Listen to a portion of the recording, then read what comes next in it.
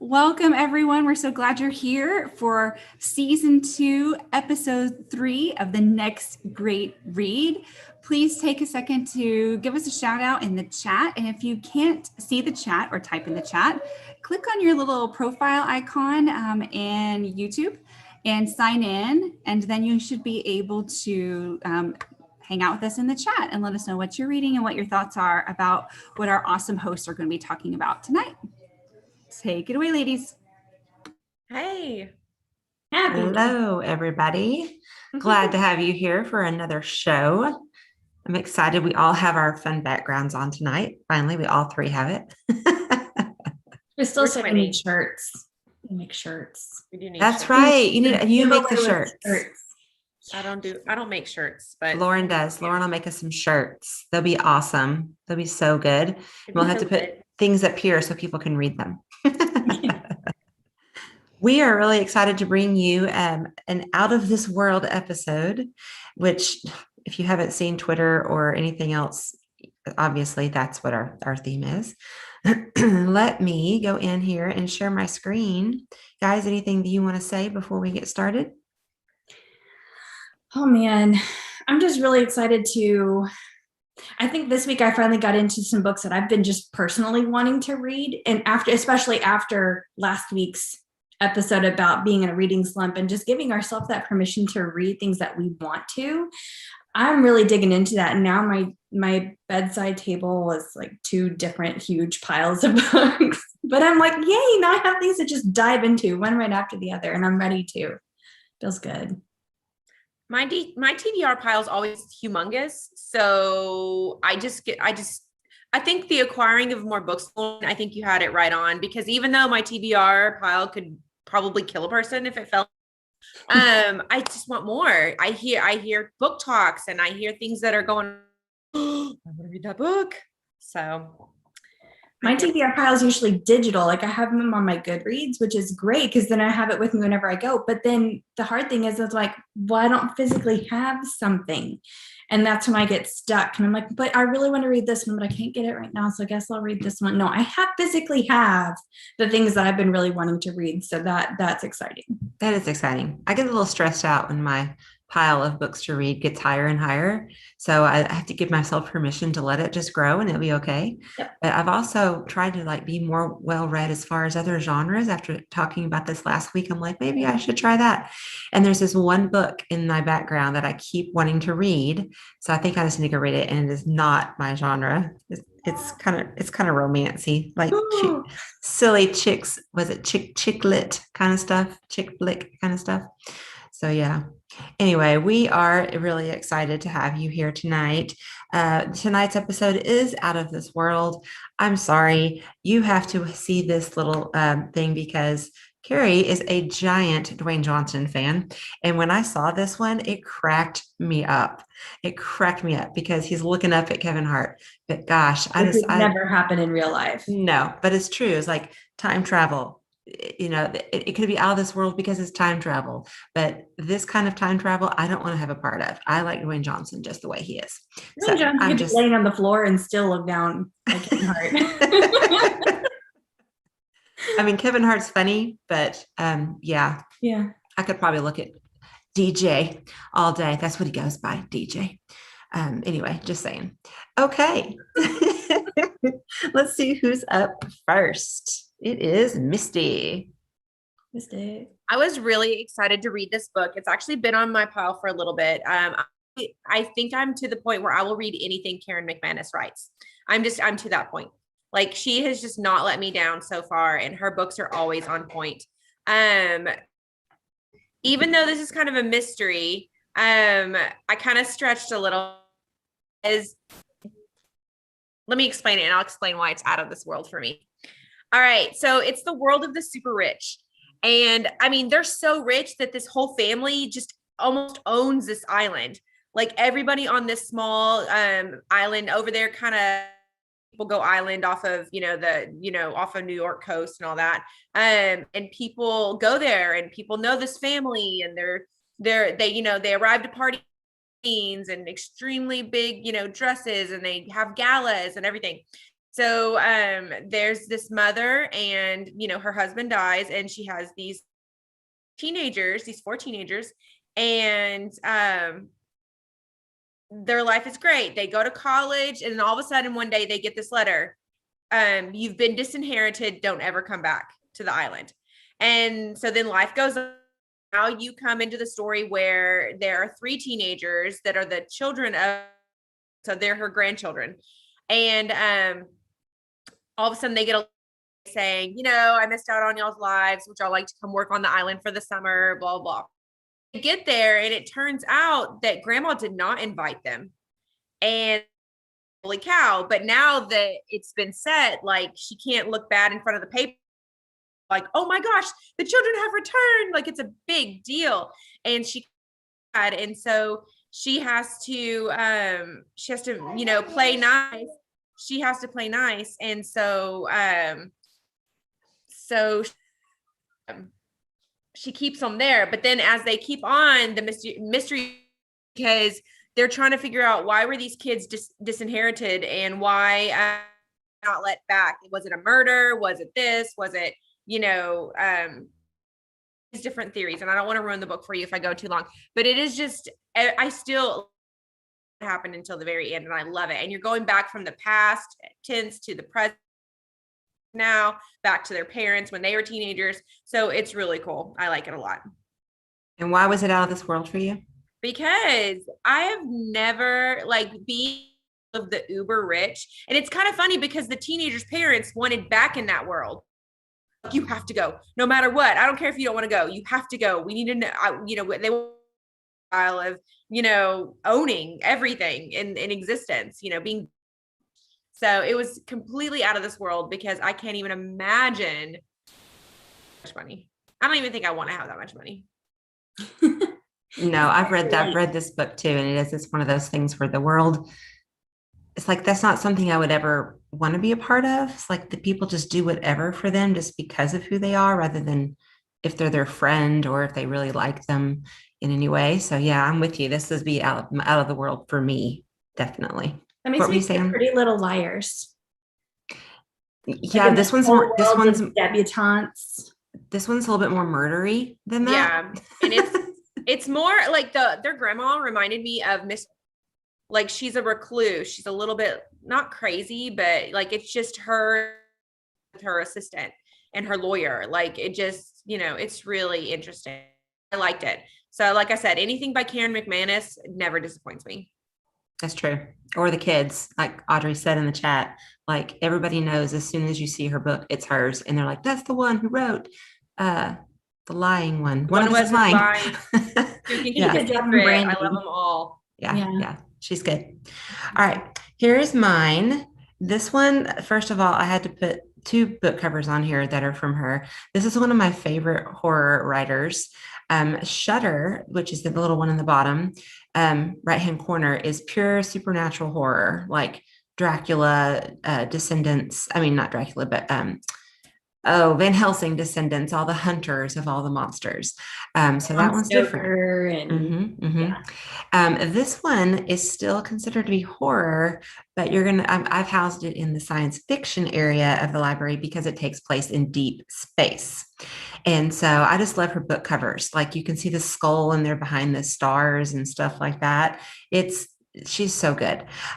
So this is kind of like what the quote that you see there, it describes what pitch dark is, as far as like true darkness, talking about how in space, it's a whole different kind of darkness. It's a perfect pitch dark, absence of light. And he ends it with terrible, like it's awful. So that's what they're experiencing. So here's the deal. There's so much. Okay, so there's a guy, his name is Tuck. He is on a starship that when he was, the year was like, I think 2087 or something like that. And Earth is dying, and it's gone. And they are sending out all of these starships into space to go out into cryosleep with a complete crew, for they know it's going to be like 500 years. And they put all of these natural resources that they could find on these ships, along with some cool historical document kinds of things, because they know Earth is dying. So they wanted to preserve all of this, but they also want to make sure that they can restart an Earth-like atmosphere, after an Earth-like place to live, 500 years. Put them all in cryosleep. So the book opens when Tuck, who is a crew member on this ship, is like bolted awake. And he realizes, oh my gosh, I think I've been woken up too soon. There's an AI on this ship. And it tells him, you're back. Hello, Tuck. But as he looks around, he realizes nobody else is there. He kind of notices all of the little pod thingies where all the crew members are empty.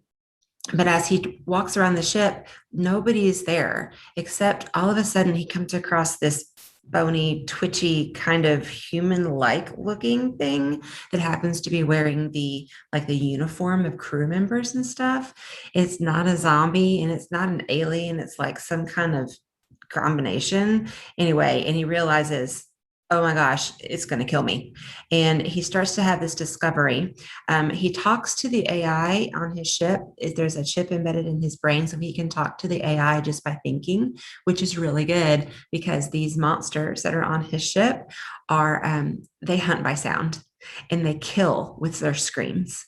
And so it's all about sound and the lack of, and the pitch dark and the pitch quiet. You have to be completely quiet. It reminds me. Place. Oh, Kerri, you Yes. just took me out. Yes. Yeah, that's true. This is kind of like a combination of the 1979 Aliens, like the Sigourney Weaver classic, mixed with something like Quiet Place. Like it's freaky. So that's just half the story. Oh, wait, there's more. So we flash forward. Now he realizes it's been 400 years, not 500 years. He was woken up too soon. The crew's all gone except for these monsters. There's another ship out there. The year is 2480 something. I don't know. The main character is Laura on that ship, and that is a ship of archaeologists. And they are out there. They have been sent out to find all of these ships that were sent hundreds of years ago from Earth and try to get those natural resources because they're trying to make it happen again, make Earth happen again. They literally crash into the ship where Tuck is. So now Laura is kind of like melded onto the ship because they've crashed into each other and are stuck. And she's in there trying to figure out what's going on with these monsters. And Tuck is there and they meet up and they realize they have to help each other because there's this terrorist organization. They're called eco-terrorists. They're called Pitch Dark. That's what they call themselves. And they're out there to try to like sabotage the whole thing. I put this little Bitmoji like I'm at the movies because I so felt like I was watching a movie. It was high action, but it was really kind of cute because there were like moments like Tuck, is from the past.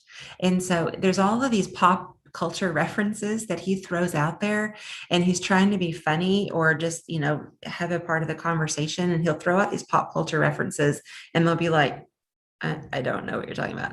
And he gets so frustrated every single time. Like he had this whole Doctor Who reference. It was hilarious, but we get all the pop culture and you get his frustration. So this little comedic element involved, but lots of gore, lots of descriptions of bodies changing into this creature. And it's disgusting, but it's awesome. It's so good. It is creepy. It is scary. And it has a great ending, but yeah, definitely out of this world on two realms, supernatural and in space. It makes me think of Contagion. Was that kind of have that kind of feel to it? It's like zombies, but not really zombies. It's like how the body's changing and detailed. These are described to be like more spindly. They don't look. They barely look human anymore. Mm-hmm. But he only knows that they used to be human because they're wearing the crew members' clothes. But yeah, one of the things that they say I thought was cool. This was the girl she's describing what it's like. She says, she's talking to the boy Tuck. She says, "We are different, yet the same. Two kids shivering in the shadows, scared of monsters in the halls and death at the door." So there's some really good writing in this book.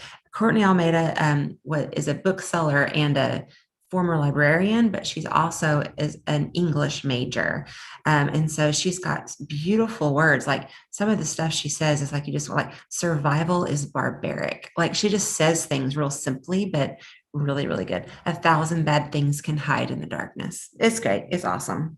I love this book. Can I just ask a question? So I always think of these plots where they have people that are going off for hundreds of years, you're cryo sleeping, blah, blah, blah. And I'm thinking, my MacBook sitting here is not going to last but 10 years. Like, how are they going to, how do they have this technology that lasts for hundreds of years? Does it need updates? It doesn't. That's where my brain goes. Isn't that just ridiculous? Well, no, because that's why all these books start in the present day is like 2087, not 2021. It's a completely dumb thought because the whole thing is sci-fi and that's the beauty of it. It's you're escaping this world, but that's where my mind goes. I'm like, that sounds like an IT nightmare. My thing is my mind physically goes back future where they were flying cars in 2021. I am really upset about that still. Oh, that's right. That's true. Well, I don't know. I always look at the physical aspect of it. I mean, it does describe it a little bit that he has a hard time like getting up and his heart is hammering. But dude, you couldn't be able to walk. I'm sorry. Yeah. I don't care how good medical stuff is. You'd be laying there and they would eat you because you can't run away. It's still a fun thought though, but it just those are the funny things. I'm like, just like in fantasy, anything can happen in sci-fi. All right, let's see what we got here. Lauren, I think you are next. woohoo. All right. It came from the sky. So I kid you not, this walking in Barnes and Noble, and I saw the cover of this book, and I was like, this looks like something from like a 1950s classic sci-fi. And I was like, that just sounds like a whole lot of fun. I'm going to read it. Coincidentally, it's also a Sora Sweet Reads right now. So if you have Sora or like the app, or you can go online, the Sweet Reads is they have, I guess, how do I describe it? An unlimited number of people that can check it out at one time. Is that accurate? Did I say that correctly? Anyway, it's highlighted this summer, and so it's on there, and you can get that very easily. It's an ebook on there. See if I can woohoo. So what's hilarious? A lot of things. Thanks, Audrey. But a lot of things that are it just made me. There's so many things that are funny about this book. But first of all, I will tell you, it's not a sci-fi at all. It is completely realistic as you can get, and it's funny. So the premise is that there are two brothers, and they have this farm in a really small, sleepy town, and one of the brothers is like this big science person. He loves everything to do with science. The other one's like, dude, what are you doing? And he's like, and they're just hanging out. And so they decided to do an experiment. He built his own seismograph, and he wants to try it out. So of course you have to make something go kaboom to try out your seismograph. Well, brother thinks it's really cool, and he's helping out with it and puts a little bit more explosive into it. And they end up blowing this huge crater up on their farm. Well, that naturally attracts the local police that come out and look at it. And brother, not the sciencey brother, the other one, his first reaction was like, we don't know what happened. Something just fell from the sky. They're like, what are you talking about? Something fell from the sky. He's like, it just did. Look, there's this huge crater. And then the sciencey brother, he's like, this is against my better judgment, and he jumps in to kind of go along with the story that his brother is spinning, saying, yeah, there's been all these other places that, there have been no evidence left after a crater, blah, blah, blah. So they go along with this, but then there's a couple of other things that pop up, and the story gets spun out just a little bit more and a little bit more. And finally, the second brother was like, dude, this would be the best senior prank ever. Let's just do it like it's a whole, like aliens came here. And Science Brother's going, no, I'm trying to get into MIT. I have way too much to do. And he decides, actually, you know what? Maybe I'll write a sociology paper to help me stand out for my MIT applications.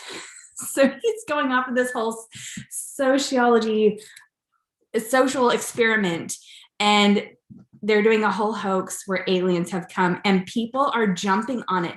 It ends up being like people from all over the US are coming to this little town because they want to see the aliens. They want to have an alien experience. And all of a sudden people are like, oh yeah, I was abducted, or oh yeah, I saw the lights. And then they're like, well, now we have to up the ante. We need like a crop circle and all these ridiculous things. And the book is told in, it looks like case file. It looks like you're reading golly, y'all can't see that, can you? It looks like you're reading the brother's social report that he's put together.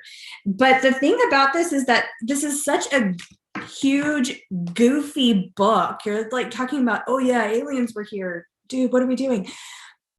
But then there's so many insightful pieces. You're inside the brother's mind. And brother is not a social person. He doesn't understand social interactions. And you're hearing that in the dialogue in the book. And he has some of these epiphanies as he's going along over something so silly. And you're like, how did this just turn into something so goofy? And yet they're like, there's this part where he relates everything to starfish. You're like, starfish, what are you talking about? But he's like, he asked his brother, he's like, do you ever think about starfish? And he's like, about what? And he says, well, you know, we could be like the starfish of the galaxy. We could have met aliens and not have even known it. They could be like trying to talk to us and we'd be like sitting there like starfish. And so he equates things back to starfish a lot, like, I am a starfish. I'm never going to amount to anything. But then he comes to this really great epiphany that, you know what, it's all relative and it's important to me. And he grows a lot in this book.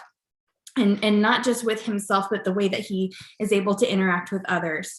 And he has an LGBTQ character, so they kind of, he has a relationship with the guy that he's working with, but he's totally against it because people have said, oh, you should date this person, therefore he just shouldn't. So he has so much back and forth in his head in this one, but it's done so dry, snarky. I read this and it's like reading a case file done by a young Sheldon Cooper is kind of how I thought of it the whole time. And she never breaks character. It is so funny. She stays that way throughout the year. The author keeps that writing the entire time. And I thought it was just really funny, but I was just blown away by how many heavy, thought-provoking pieces were in there. And I was like, this is the most random book I have ever picked up. Like, that's awesome. Totally. But now you have to share the author notes. Oh, okay. So I don't know. I pulled a Kerri and I was like, I'm gonna read an author note, which I never do. But You Kerri mean you always pulled an does. awesome? Kerri always does. And I just thought, well, I'm going to, and I'm not going to read the whole thing, but it's not really long. But the part that just made me laugh was she says, before becoming a writer, Chelsea explored careers as a balloon twister, filmmaker, and paranormal investigator. Like, that's a cool resume. I'm not gonna lie, that's just really out there, and I thought it was really funny. That is funny. I put in the chat that it makes me think of War of the Worlds, but without the panic. Yeah, it's like War of the Worlds, but like more like on the Orson Welles, but like it was a hoax. It was just, I don't know. It's not really like anything else I had ever read. It was just different. Nice to have something different, I guess, for a change. It was weird, but it was good. It was unexpected. There we go. That's the right word. I was waiting. Misty, you have to unmute. Ah, there she is. All right, here we go. All right, this is one of my new favorite books. Maybe I just have a special heart for fairy, whatever you want to call them. Really didn't have a lot. I had heard mixed reviews about this, and so it's been on my Kindle for a while. And then finally, I was like, you know what? It's out of this world. It's in a fairy. So, and actually, it was perfect for this theme. So I think it was meant to. So actually, Luella lived in a little town right on the cusp of human world, and then like to the point where they have to have protectors that protect the really whatever that, you know, going in between fairy world and the human. So once every 100 years or whenever, the king of fairy comes, he has to take a human for the fairy queen. And Luella knew it happened, but you know, it didn't happen so often that they didn't even think about it. And then all of a sudden one night in her town, like, he shows up and he says that she's supposed to be the fairy queen. And so she's like, I'm the only healer in this town. You can't take me. And so she goes begrudgingly. And supposedly she has to go because if she doesn't, the balance between the magic and human world will break. That's why the elf king has to marry a human woman. So she does this, and it's just such a really good book. And so you get to know him and his reasons why behind it, know her and the reasons why, you know, she was the chosen one and had to go over there. But it was just a really sweet book. Romance, mystery, of course, all things fairy, which make me happy. And I really like the ending. It is very good. And honestly, now I've read a little bit of, I'm gonna say her name wrong, but I'm gonna say it. Lise Kova, of her books, I'm starting to like her writing. There are some saucy parts in there. I mean, it's not as, you know, it's not Sarah J. Maas saucy, but there's some saucy parts in. Sure that it's not a, you know, a 13-year-old, or that it's a 13-year-old who's what you want. Just let them know there's some sauce in there, but it's not like fully chocolate sauce, you know, it's just a little drizzle. Even now. I was gonna say, I love the cover. I keep looking at her hair and her lipstick, and I'm like, I wish I could pull that off. It's very like old Hollywood glamour. I don't know. And it's so funny. Girl that put her hair in a ponytail could care less because she was the healer. Like, she spent the mornings trudging looking for healing plants. Like, she didn't care what she looked like at all, you know, but she becomes a, you know, almost mythical human creature in a way. How does she compare to Elise Kova? How does she compare to Holly Black? Why do you do this to me? It was different. Carden and the Elf King in this one were kind of similar because they were very standoffish and you really couldn't break their barriers. But Llewellyn more, she kind of broke his barrier more by being that sweet, kind, giving, loving, like fixer, that healer. Jude, you know, broke Carden because she, you know, she had. So that's the kind of difference between those two, like the Cruel Prince and then this one. So I didn't feel like, I mean, I know that sounds super weird to compare like that, but I liked them. Holly Black is my favorite. I will reread the Cruel Prince series over and I don't even know why. I just like it. But you know what? I used to like read over like that, but I guess I've outgrown it because I'll read it and I'm like, yeah, that's good. But I guess I'm in my fairy place right now. Which Elf King would you marry? Okay. I don't know. Oh, Y'all, Misty's speechless. This doesn't happen. oh my gosh. I like them both for their own. Like, Carden was a super jerk, but then you find out Jude the whole time. I totally just ruined the first book for you. I'm so sorry. And this guy, he was sweet. Yeah, but I don't know. I'm a sucker for the strong, silent type, but then he turns out to be a puppy. So, you know, both. Can I have them both? That's legal in some countries. That's not how this works, but okay. Misty, I'm going to need you to read is it Kingdom of Skulls I'm thinking of? Kingdom of the Wicked? I gotta look. It is by the same author, Kerri Maniscalco, the same one who wrote Hunting Jack the Ripper series. Oh, I love that one. Oh, I like her too. I like her writing.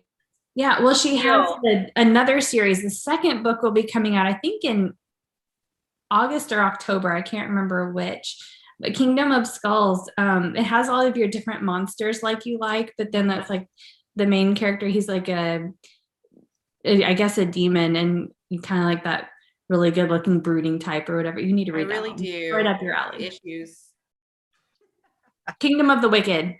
Sorry. Kingdom of the Wicked. Oh, I have that on my Kindle. But here's my problem. Yeah.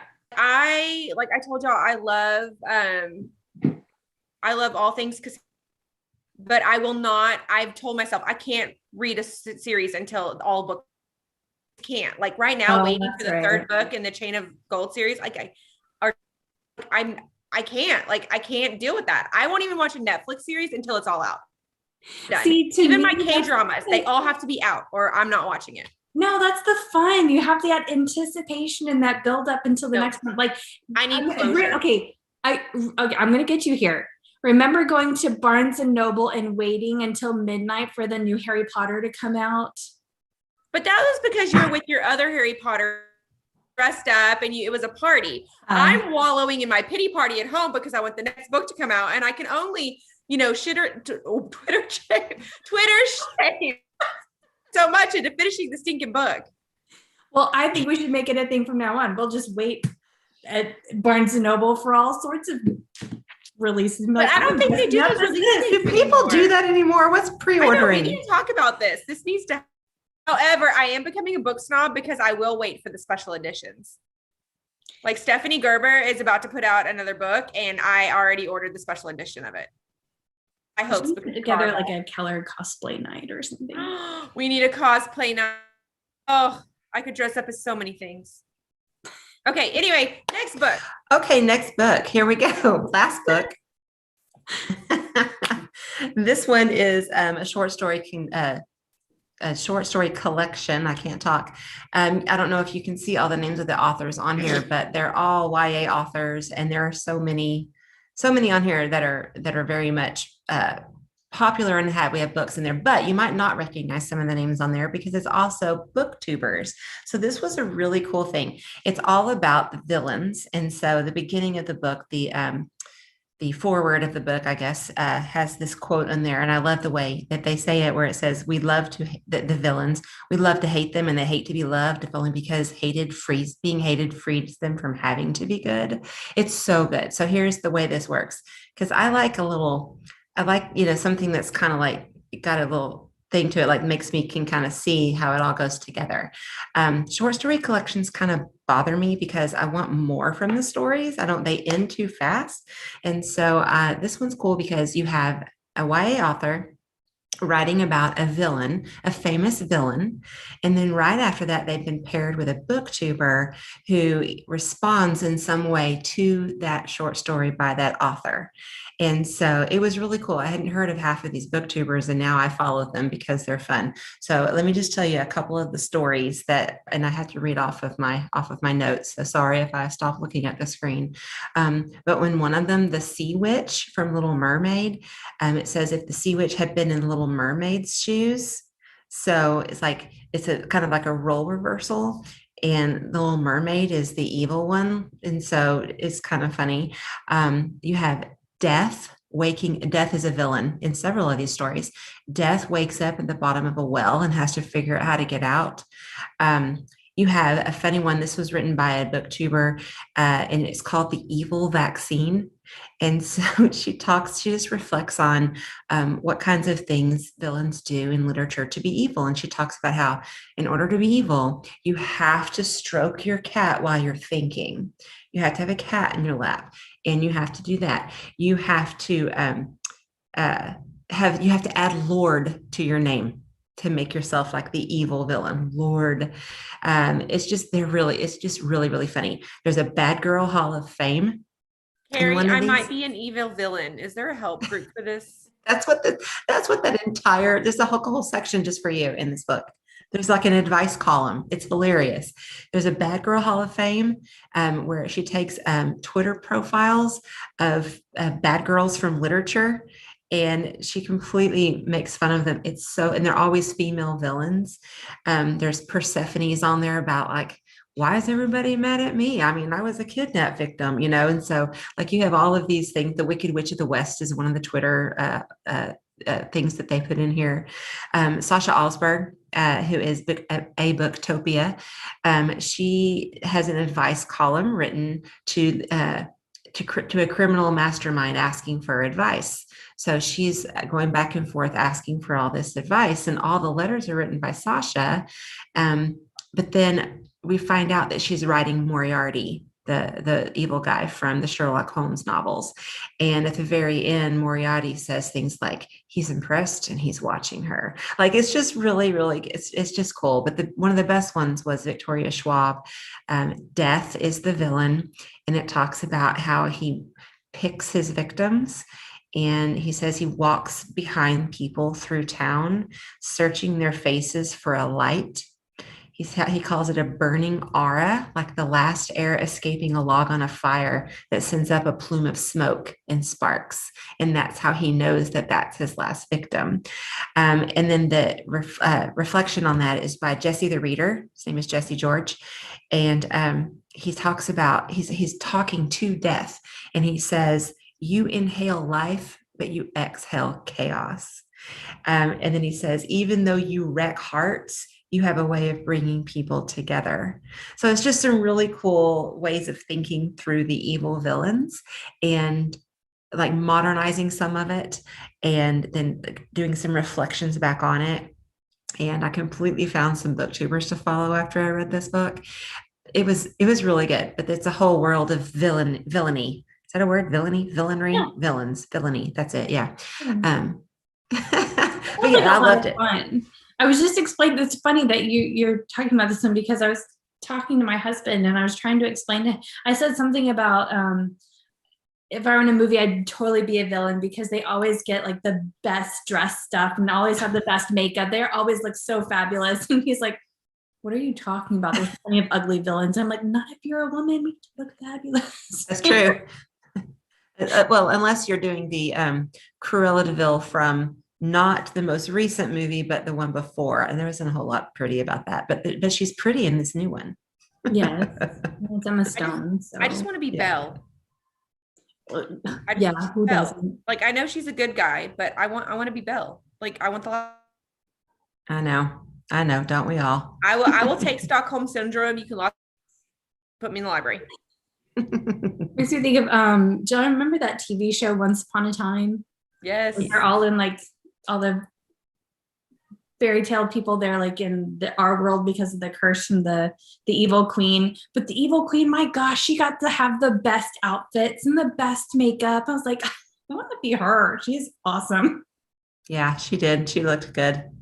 Let me put this slide up there and then we'll keep talking. I wanted to make sure. Oh, that's right. Forgot. Lauren has one more. Go, Lauren. I thought we were done for a minute there. Yay, we're not. Sorry, villains. You got me on villains. Speaking of villains, this one has a terrific one, I will tell you. Okay, so I'm throwing it back a little bit to give you an idea of what the companion is like. These are some older movies now. It hurts to kind of say that.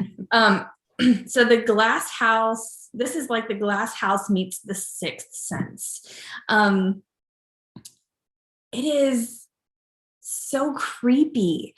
Katie Allender does such a great job of just giving you enough creepy to be like, ooh, give you a little goosebumps. You're like looking around, someone watching me, that kind of feel.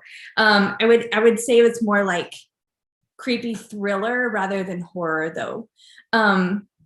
So in this one, our main character in the very beginning of the book, she's explaining that she's going to this all-girls home because her whole family, including herself, was in a horrific car accident. Their car flew off into a lake and she was the only survivor. And she has a lot of things that she's dealing with mentally that goes along with this, being, survivor's guilt and whatnot. But she's only at the girls' home for a few months when someone comes and says, "Hey, we're gonna take you to our home." But it's not parents. It is their, what do you call him? Not really a caretaker. Their business person, the person that handles all their business. She's going to like this really huge estate, this historic estate out in the middle of nowhere. She gets there, there's no cell service, there's no one around. She's like, this is kind of weird, but okay, beggars can't be choosers, it's fine. And so she meets the parents when she gets there, and they make it clear to her that, hey, these are our names, this is our old family home, it's been here for generations, and we have a sick daughter, come and meet her. Well, they have this daughter who's her age, and she is not quite catatonic, but there's something just going on. She's like just sitting in the chair and she just stares out the window most of the time, but she'll comply if we tell her to do something like, okay, it's time to go down to dinner. She can walk herself downstairs and she'll sit at the table and she'll feed herself, but there's not really a whole lot else going on. And they explained to her that she is there to be their daughter's companion. She's like, I don't know how I feel about that. So she's kind of dealing with that. And they put her, so they had put their daughter in the nursery, and she then is given the nanny's room within the nursery. So she doesn't even get like her whole full room, but she is there to be like this companion all the time. And the mom is really, really overprotective in how this is going. Like for the first time, she was alone with her the daughter for an hour. She like comes back and just has to check on how everything is. And there's something really off just about the situation to begin with. But then things start happening in the house. She'll wake up and words are written on her wall, and you're trying to figure out like, okay, well, how did that get there? Is it a person, or is this something more like supernatural? You don't really know. And then later on, their other child, their son, comes home for a couple weeks in the summer, and they're about the same age as well, and they get along really nicely, which then becomes a little awkward.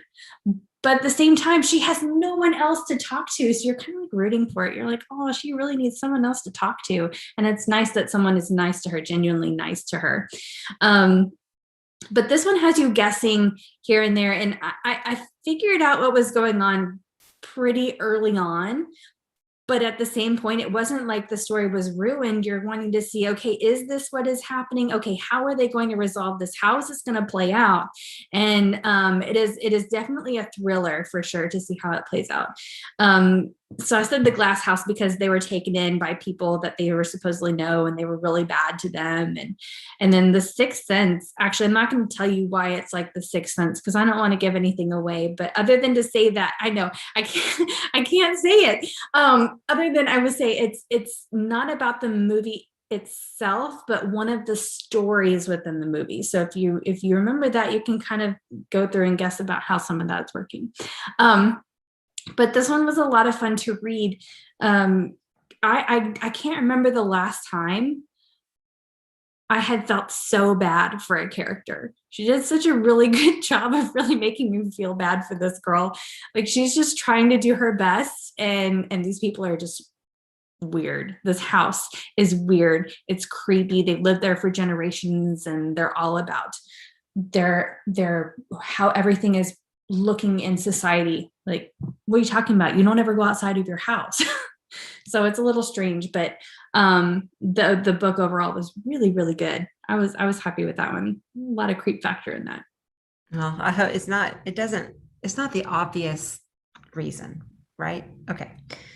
I think Sixth Sense, I was probably one of the few in the world who saw that movie before The Secret was spilled to the world. And I did too. I so Don't ruin it for enjoyed. people, Kerri. Some people haven't seen it. It's an old movie. I'm not going to ruin That's it. what I'm saying. It's not that overarching thing there.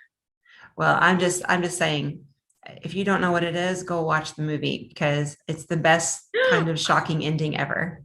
Yeah. These are both of the movies are pretty good. It's yeah, it's hard not to give things away. I know. That sounds Just good. I love Katie Just Allender. read it.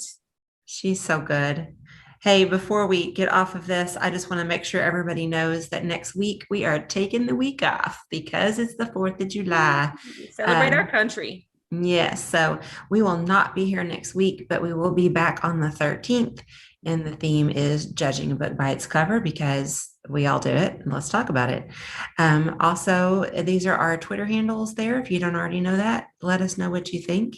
I wanted to make sure and get all that taken care of before we go back to just us. Yes. I mean, yeah. So villains, what were you saying before I rudely interrupted you? Do you remember? It was something we were going off on villains. You wanted to be the villain because you wanted to have the they're beautiful hair and fabulous. makeup. Mm-hmm. They are. They just. I've always thought that was just the fun part of the stories. You get to be. They act so crazy, and not the ones that are just over the top. Like, okay, they're really psycho. Like, who would do that? No, like the ones you're like, Dang, she just did that. Okay, so drum roll. Okay, If you okay. could be one villain, who would you be? One. You don't get to merge them either. Just pick one. Like from Disney or from Anything. any Any famous villain you've ever villains? story in any fandom. Regina, evil queen from Once Upon a Time. Oh gosh, my own question. I can't even think. I can't even think of like examples that I would choose from. I want to be Maleficent. If her origin what? Say that again. story. I liked her origin story, so I could be down on that. I just read City of Villains, and Maleficent has a different origin story in that one that's not quite as cute. I go for the cute one. I go for society turned me evil. No, I'm just kidding. But she was fabulous too. I don't know. I don't know enough about villains. Like I'm so far removed from. Look. Just read the book. No, I mean like I didn't just read that book, by the way. I read it recently, but yeah, I don't know. Throw some villains out at me. Like I don't do Disney anymore. My kids are too old, and like I'm not up Are on you the all Queen the of villains. Hearts? Gaston. No. Just Go ahead. I don't know. Who else? There's See, now I'm stuck on Disney. that's all I'm going to be able to think of are Disney villains. Cruella, Ursula. You could be Hades. I don't want to be a villain. That's not anything. I'm not like y'all. I don't want to ever enough be the either, villain. but it's fun to think. Like if I had to take on a persona, well, think Halloween. Like I always love to dress up and pretend something that I'm completely opposite of not. Like I was the princess. I did not dress up as awful things. I'm sorry. Can we get that picture of you when you're like 5 with that face and your pigtail? Yeah. I'm Oh sorry. my That's God. I Have was a you been- princess, obviously. Are you The Glinda? picture proves it. Glinda was a good bad guy if you read Wick. Oh, I'll call you Glinda. Glinda. Glinda. Thank you very much. Are you a good witch or a bad witch? I could be Galinda. I want to be Elphaba, actually. I She was- love Elphaba. Oh my gosh, she is the most misunderstood evil kid. There we go. There, that's yours. I could right be there. Elphaba. Yeah. Yeah. Yes, I could do that. Okay, I Not picked much in one. the musicals, but that is a good one. No, the book by McGuire. Oh yeah. I cried. I didn't. It was too political. I didn't like it. I don't do politics, so I glazed right No. over that, and I read the Mm. Way too heavy. I just wanted a backstory. I did not get it. But I love the musical. By the way, I'm going to take some from the end of this because there are some great ones. Just saying, I'm going to make You're gonna gifs take- of some of y'all's reactions. Oh, awesome. I'm so excited. Yeah. I'm just really proud of my meme from today because That was I so went- good. I your thought that gift. was funny. That I was thought it was amazing. funny. Yeah, I gift, liked your not a meme. gift. That was funny. That All was right, fun. everybody. It's about that time. It is that wait. time. What's our theme? Yeah, don't judge a book by its cover, except the one that I judge by its cover has already been talked hostile, but that's okay. Which one? I had some that are gonna The five overlap. daughter, what is it? Oh, I didn't do it. No, yeah, it was Lauren. Firekeeper's Daughter. That book is amazing. Oh, my bad. And I bought it because of the cover. It was so good. Read something else. That's okay. You have to find I have something. plenty to read because I get some boxes and I have a problem. My name is Misty Shea and I have a book box problem. We all have a wonderful 4th of July. Go do some fun things. We're going to barbecue and have a good time and hopefully find some fireworks this year since we didn't get any last year. I'm gonna avoid the rain. It's not supposed to rain that night. Not supposed to rain. Oh, I'm gonna be in Houston though, so it might rain there. Oh, okay. Well, I'm going to try to find some fireworks. I missed them last year. But yeah, y'all have a great 4th of July. And we'll see everybody again to judge a book by its cover in 2 weeks. Happy reading. Good night. Bye. You're off. Yay.